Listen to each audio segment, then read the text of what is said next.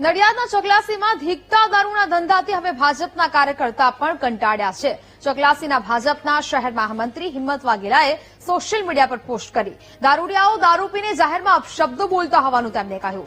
દારૂનો વેપલો બંધ કરાવવાની હિંમત વાઘેલાએ માંગ કરી છે। ધમકી આપતા દારૂડિયાઓને સબક શીખવાડવાનું તેઓએ કહ્યું છે।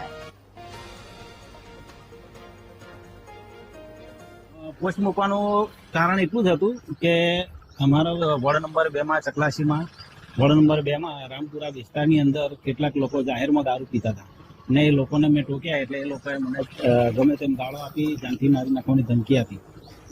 તે છતાં મેં એ લોકોને કહ્યું કે ભાઈ તમે આ બધી પ્રવૃત્તિઓ બંધ કરી દો, કારણ કે ચકલાસીમાં વિદેશી દારૂનું વેચાણ ખૂબ જ ચાલી રહ્યું છે અને જેના લીધે ગામનું યુવાધન બરબાદીના પંથે જઈ રહ્યું છે।